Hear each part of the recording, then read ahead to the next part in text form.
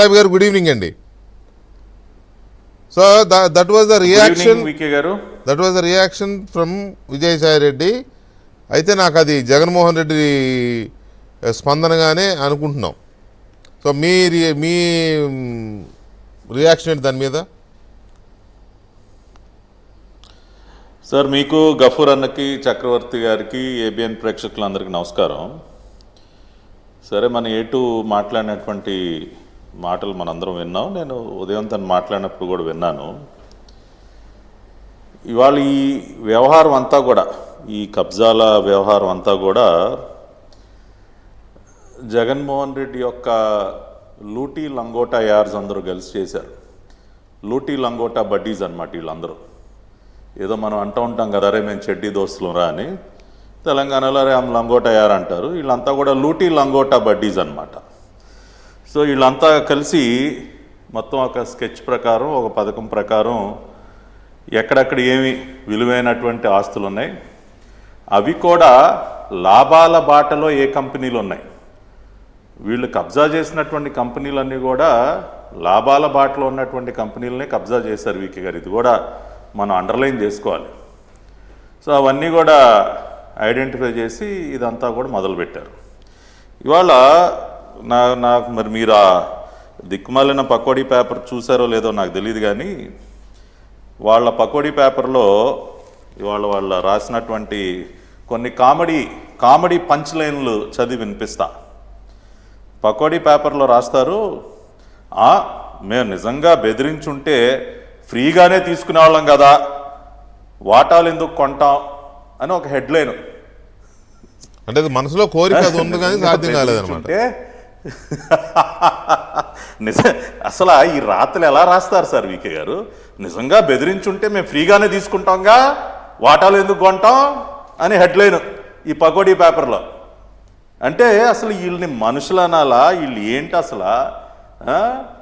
ఇంత అంటే పాతాళానికి తొక్కేసి అణగదొక్కిన తర్వాత కూడా ఇంకా కూడా నిస్సిగ్గుగా ఇటువంటి రాతలు. దీన్ని బట్టే వీళ్ళ ఇంటెన్షన్స్ అర్థమవుతా ఉన్నాయి కదా. రెండవది, కాకినాడ పోర్టును కేవీ రావు గారికి కారు చౌక కట్టబెట్టిన బాబు ప్రభుత్వమే అది ఇదని రాశారు. ఇందాక మన ఏటు కూడా అదే మాట మాట్లాడుతూ ఉన్నారు. సార్ 97, 99 ఆ ప్రాంతంలో జరిగింది ఇదంతా కూడా. అది ఆయనే చెప్పాడు కదా. 2004, 2009 మధ్య ఉమ్మడి ఆంధ్రప్రదేశ్ రాష్ట్రానికి ముఖ్యమంత్రి నారా చంద్రబాబు నాయుడు గారా? నాకు అనుమానం వచ్చింది ఆయన మాటలు మాట్లాడుతూ ఉంటే.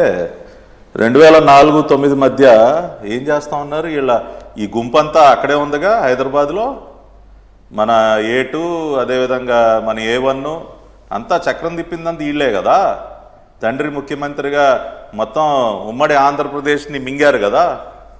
అప్పుడు ఎందుకు ఆ రోజున కేవీ రావు గారు చంద్రబాబు నాయుడు గారు బడ్డీ అని, లేదంటే కాకినాడ సీపోర్ట్ని అప్పనంగా కట్టబెట్టేశారని అప్పుడు పాపం గుర్తుకు రాలేదా?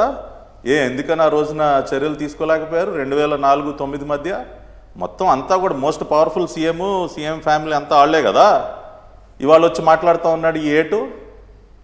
మూడవది, ఇవాళ ఒక్కసారి మనం గమనిస్తే వీకే గారు, ఎందుకు ఆ రోజున కన్నుబడలేదు, ఇప్పుడు ఎందుకు కన్నుబడింది వీళ్ళకి కాకినాడ సీపోర్ట్ మీద అని ఒకసారి మనం ఆలోచిస్తే, 2014, 2012 ఆ ప్రాంతం నుంచే మంచి లాభాల బాటలో ఆదాయం కూడా బాగా పెరుగుతూ వచ్చింది.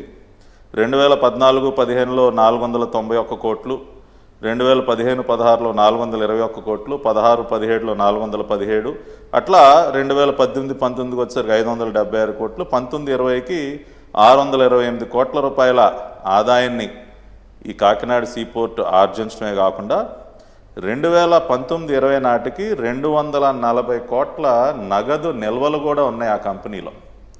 అంటే క్యాష్ రిచ్ కంపెనీ, అప్పులు లేవు, బ్రహ్మాండ